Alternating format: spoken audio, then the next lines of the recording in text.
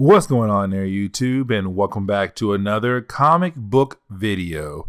Okay, guys, so we are going to continue our coverage over the X of Swords event, and we actually pick up with Chapter 7. Now, Chapter 7 jumps over to the New Mutants series. I want to say New Mutants number 13, but we actually pick up with the next sword that is going to be introduced to us for the big war to come between Arakko and Krakoa. Now, with that being said, though, of course, it is a character that most fans did not expect to actually get a sword to be part of this event, because usually this character is more times on the sideline rather in the battlefield with the rest of the X-Men characters. But of course, this time he is not going to be on the sideline. And so with that being said, I do hope you enjoy today's comic book video. But here we go, Chapter 7 of X of Swords. And so getting into today's video, we actually do pick up with Magik. Now, Magik is calling up Cyclops and Cable. Now, you have to remember that right now in this event, Cyclops and Cable and Jean Grey are right now not on the island. They're in space right now on the old Sword base, because apparently there's something important on that base that those characters must find and work through. But of course, the reason why Magik is calling up Cyclops, Cable, and Jean Grey, well, mainly Cyclops and Cable, is because one, Cable has a sword. Remember, there are supposed to be 10 characters with swords. And already we know that Magik, Wolverine, and Storm are 3 of the characters. But before X of Swords, we saw Cable get a sword. And so we know he's one of the characters who must fight in the big war between Arakko and Krakoa. But either way, you do actually have Magik tell Cable he needs to come back down to Earth because they need him and his sword, which of course he does agree to do. Now, with Cyclops and Magik both being captains of different teams, but captains on the island, of course, they're worried that something big could pop off down the road, meaning that they want to make plans just in case things do pop off down the road in Otherworld between the two nations, Arakko and Krakoa. Now, that is the moment we actually do jump over to Cypher. Now, Cypher is a character who I told you about earlier that is usually on the sideline. And what I mean by that is usually he's not fighting, but right now he has no choice, because in that prophecy that Polaris said at the very beginning of this event to basically tell us which character needs to get a sword, he was one of the characters that had to get a sword. But the problem is, though, Cypher is usually on the sideline because his mutant ability is to just be able to speak to anybody, no matter the language, across the universe. And so it's kind of like, how can that possibly be helpful in the war between Arakko and Krakoa? But of course, he was one of the chosen ones, meaning that he has to get a sword. And his sword is already with him. That sword is Warlock. Now remember, Warlock is an old character, a very old character. But Warlock is basically belongs to a group called, and I know I'm going to mispronounce this, so please forgive me, the Technarchy.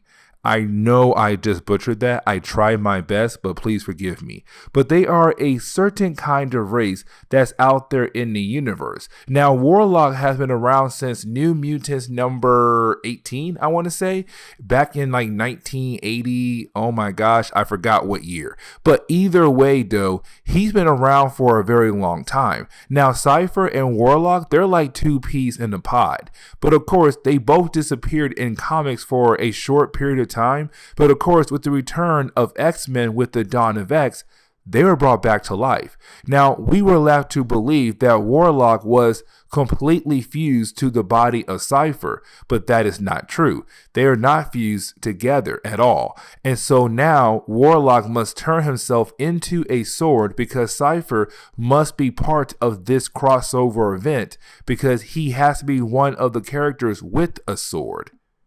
Now, that is the moment you do have Cypher arrive back at the place where all the characters are supposed to meet up who are going around gathering swords. Now, when he gets there, of course, he is confronted by Magik, but then you have Magik actually attack him. Now, you would think that the reason why she is attacking him is because, well, something must be wrong with her. But in reality, it's her showing him that he is way over his head, thinking that he'll be able to actually help the rest of the X-Men characters who have swords. And so right now she's trying to show him, you're a character who don't usually fight, and now you've been chosen to fight, but you have no fighting skills. And so the question is, though, do you actually think you can help us, or are you going to hurt us down the road when we actually need you to help us out? And so that right there is very important, because Cypher, like I said, he has been most times a sideline character, but now he's been thrown into the battlefield, or he is going to be thrown into the actual battlefield. Now we come to find out that Magik is not the only one concerned for Cypher. Matter of fact, Krakoa, the island, the living island, is also concerned for Cypher, because when it comes to Krakoa, Cypher is the one that is able to actually communicate with the island. And so if Cypher is gone, then nobody has the actual ability to communicate with the island. And so right now you have Krakoa kind of tell Cypher to tell the Quiet Council to send someone else instead of Cypher. But of course you have Cypher say no. There are rules in this war. I was chosen, and so meaning that I have to take up a sword and fight in that war, no matter what happens to me. Now you have to remember, if you die in Otherworld, if you are an X-Men character and you die in Otherworld, that means when the Five tries to bring you back to life, after Otherworld, or after you died in Otherworld, you'll come back corrupted, meaning that they can't really bring you back to life. And that is the fear right now, because with Cypher, if he goes into Otherworld and he dies, they really can't bring him back to life, because he'll come back corrupted or even worse. And so that is why the island, Magik, they're all kind of like, no, he needs to stay here. But of course, Cypher does not want to do that. He wants to fight in the war. Now, we do pick up with Magik continuing to train Cypher, because she wants Cypher to realize that this is the real deal. If you die over there, you're done. On top of that, who they're fighting against is the children of Apocalypse, meaning that his children, they were born in war. They have been fighting for years and years and years and years. And so with that, is Magik wants Cypher to realize this is not something you can take so lightly. You have to take every single step very seriously, because there is a possibility that you could die. And if you die, that is it for you. And so it's kind of like he needs to realize these guys are fighting against their powerful characters for a lot of good reasons. Well, really bad reasons, but they can kill Cypher very easily. And so it's Magik just wants Cypher to realize this is not going to be an easy task. Now you do have Exodus also actually try to scare Cypher as a way to make Cypher back out of this, because Exodus knows Cypher's not a character who can fight in a war like this, and also Exodus is just a jerk. Like literally the jerk on the Quiet Council. But this is Exodus saying, listen to me. You are going to die. And when you die, no one is truly going to care for you. Yes, your close friends will care for you because you died, but no one on this island is going to sing you a song or sing a song about you because you died, because you're a character that no one cares for. And so it's really him saying, you're going to die out there. And when you do, no one's going to miss you. And you should probably rethink the idea of you going into Otherworld to fight in this war. Because if you do go into Otherworld, you will die. And when you will die, when you will die, no one is going to care for you. Now, that is the moment you do have Krakoa actually take over the body of Mondo. Now, remember, Mondo is a character who basically has a plant-like power, and so it makes it easy for Krakoa to take over Mondo's body so that Krakoa can talk through Mondo's body to communicate with Cypher. Because remember, Krakoa does not want Cypher to go, because if Cypher goes and Cypher dies, there really isn't no one else on the island that could possibly speak to the island and actually understand what the island is trying to tell us or tell them, except for Exodus, a very powerful psychic mutant. But either way, though, it's him saying, listen, I don't want you to go. But once again, you have Cypher telling Krakoa, we really have no choice here.